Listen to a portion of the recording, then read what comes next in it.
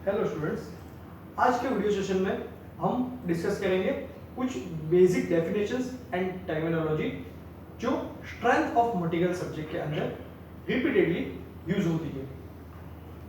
चलिए देख लेते हैं हम स्लाइड में। सबसे पहले है stress and strain. So what is stress? On a body, when external force or load is applied, it undergoes some deformation and internal resisting are set up. मतलब कि कोई भी बॉडी के ऊपर जब आप एक्सटर्नल फोर्स अप्लाई करते हो तो उसका थोड़ा सा डिफॉर्मेशन होता है और साथ में अंदर एक आप जो फोर्स लगा रहे हो उसके अपोज करने के लिए एक रेजिस्टिंग फोर्स अंदर इंड्यूस होता है। तो जो रेजिस्टिंग फोर्स को हम पर यूनिट एरिया उसको हम स्ट्रेस बोलते हैं। स्ट्रेस को हम डिनोट करते हैं सिग्मा से, ठीक है। और जो resisting force per unit area को हम स्ट्रेस बोलते हैं।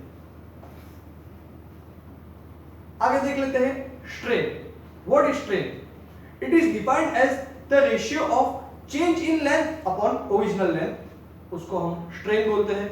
जब भी हम टेंसाइल फोर्स अप्लाई करते हैं किसी स्पेसिमेन के ऊपर तो उसकी लेंथ चेंज होती है। तो जो चेंज इन लेंथ हुई अपॉन ओरिजिनल लेंथ उसको हम स्ट्रेन बोलते हैं। साइमल्टेनियसली अगर आप उसके ऊपर कंप्रेसिव फोर्स अप्लाई कर रहे हो तो उसकी लेंथ अगेन चेंज होगी, इस बार डिक्रीज होगी लेंथ, साइमल्टेनियसली डायमीटर इंक्रीज होगा। तो अगेन जो लेंथ डिक्रीज हुई उसके अपॉन में ओरिजिनल लेंथ को हम डिवाइड करेंगे तो हमको स्ट्रेन मिल जाएगा। उसको हम डिनोट करते हैं एप्सिलॉन से। आगे देख लेते हैं Hooke's law. What is Hooke's law? तो within the elastic limits stress is directly proportional to strain. ये जो स्टेटमेंट है उसको हुक्स लॉ बोलते हैं।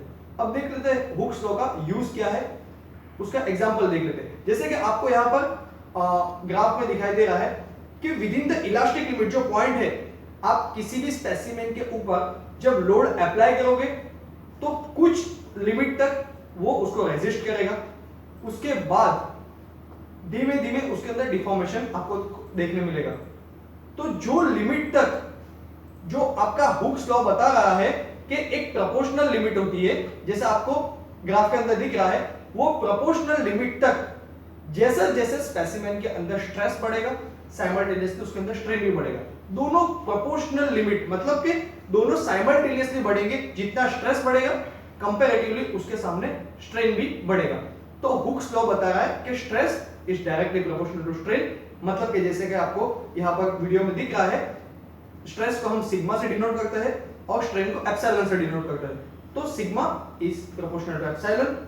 तो प्रोपोर्शनलिटी को हटाने के लिए हम बीच में कांस्टेंट को प्लेस करते हैं। तो हुक्स लॉ आपको बताएगा कि sigma upon epsilon is equal to constant. आगे बात कर लेते हैं थर्मल स्ट्रेस की। तो थर्मल स्ट्रेस क्या है? तो जब भी आप कोई स्पेसिमेन के ऊपर टेम्परेचर, उस स्पेसिमेन का टेम्परेचर इंक्रीज कर रहे हो तो मटेरियल एक्सपांड होगा। साइमल्टेनियसली अगर आप उस मटेरियल के टेम्परेचर कम कर रहे हो, मटेरियल टेम्परेचर डिक्रीज कर रहे हो तो मटेरियल कॉन्ट्रैक्ट होगा। तो ये जब ये कॉन्ट्रैक्शन या एक्सपांशन को आप प्रिवेंट करोगे, किसी उसको रिजिड प्लेट के बीच में आपने प्लेस कर दिया या कैसे भी आपने उसका एक्सपांशन या कॉन्ट्रैक्शन प्रिवेंट किया, तब उस मटेरियल के अंदर स्ट्रेस जनरेट होगा। और ये स्ट्रेस जो टेम्परेचर को इंक्रीज या डिक्रीज करने की वजह से जो स्ट्रेस जनरेट हुआ उसको हम बोलेंगे टेम्परेचर स्ट्रेस। टेम्परेचर स्ट्रेस के वजह से जो चेंज इन लेंथ हुई उसको यहां पर वीडियो में दिखाया गया है। Delta L is equal to L alpha T. Delta L है वो change in length due to increase और डिक्रीज इन टेम्परेचर है, बराबर। उसके आगे है एल जो ओरिजिनल लेंथ है ऑफ हमारा स्पेसिमेन जिसके अंदर हम टेम्परेचर इंक्रीज कर रहे हैं या डिक्रीज कर रहे हैं। अल्फा है कोएफिशिएंट ऑफ थर्मल एक्सपांशन और जो टी है वो है हमारा जो चेंज इन टेम्परेचर। वो चेंज हमने मतलब जो ओरिजिनल उसकी वैल्यू थी उसके बाद हमने जो उसको इंक्रीज किया या डिक्रीज किया, जो भी मतलब उसके अंदर हमने वेरिएशन किया उसको हम चेंज इन, जो टी आपको डिनोट करता है वो चेंज इन टेम्परेचर है। उससे आगे देख लेते हैं थर्मल स्ट्रेन। तो जो स्पेसिमेन के अंदर जो टेम्परेचर वेरिएशन के वजह से जो स्ट्रेन जनरेट हुआ आपके स्पेसिमेन के अंदर, उसको हम बोलेंगे thermal strain. Thermal strain is equal to change in length due to temperature variation upon original length. तो चेंज इन लेंथ जैसे कि हमने इसके पहले वाली स्लाइड में देखा, वो है एल अल्फा डेल्टा टी। तो आपको लास्ट में मिलेगा thermal strain is equal to alpha into T. अब बात कर लेते हैं स्ट्रेन एनर्जी की। What is strain energy? When a body is strained within elastic limit, energy is stored in it. This stored energy is called strain energy. मतलब कि आप कोई भी स्पेसिमेन को, जैसे कि ये हमारा स्पेसिमेन है सपोज, इसके ऊपर आप लोड अप्लाई कर रहे हो तो थोड़ा सा उसका डिफॉर्मेशन होगा, और ड्यूरिंग दिस डिफॉर्मेशन हमारे लोड अप्लाई करने के वजह से जो डिफॉर्मेशन हुआ, उसके वजह से with in the elastic limit अगर इसके अंदर जो भी एनर्जी स्टोर्ड हुई है तो उसको हम स्ट्रेन एनर्जी बोलेंगे। ठीक है। अब strain energy is equal to work done on the body. Work done कैसे हुआ? क्योंकि हमने उसके ऊपर एक्सटर्नल लोड अप्लाई किया है, और ये जो स्ट्रेन एनर्जी हमको काउंट करनी है with in the elastic limit. अब बात कर लेते हैं इलास्टिक लिमिट की। तो इलास्टिक लिमिट वो लिमिट है जहां तक अगर उस पर्टिकुलर पॉइंट तक आप एक्सटर्नल लोड को रिमूव कर दोगे तो जो आपका स्पेसिमेन है वो अपनी ओरिजिनल शेप पर वापस आ जाएगा। मतलब कि जो डिफॉर्मेशन उसके अंदर हुआ है वो निग्लिजिबल हो जाएगा, और जो ओरिजिनल आपका जो शेप था, जो साइज थी, जो डायमेंशन था, वो आपको वापस मिल जाएगी। ठीक है। तो उसको आप हम बोलेंगे इलास्टिक लिमिट। तो with in the elastic limit जो आपको एनर्जी स्टोर्ड होती है आपके स्पेसिमेन के अंदर, उसको हम बोलेंगे स्ट्रेन एनर्जी। स्ट्रेन एनर्जी को हम डिनोट करेंगे स्मॉल यू से। उसका फॉर्मूला है sigma square upon 2e multiply by V. V यहां पर आपको जो आपका स्पेसिमेन है उसका वॉल्यूम बताता है।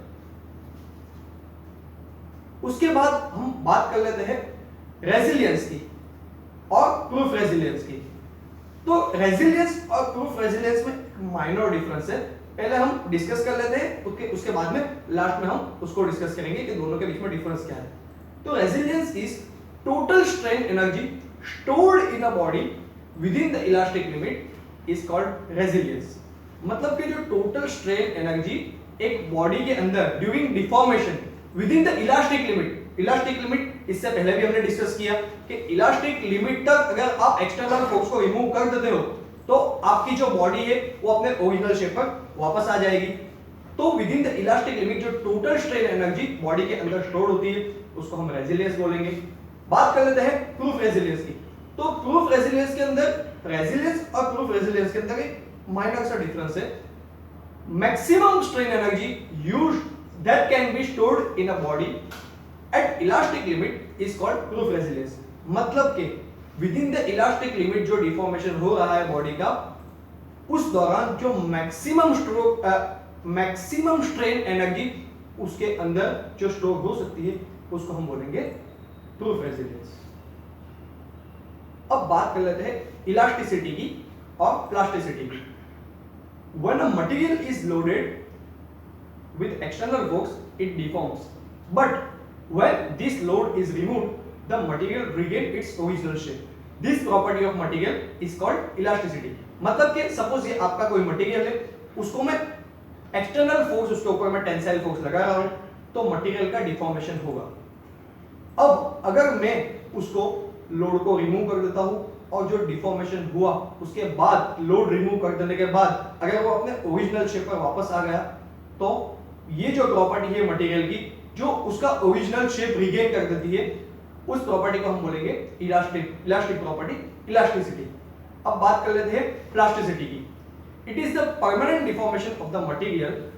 The material does not regain its original shape after the load is removed. This property of material is called plasticity.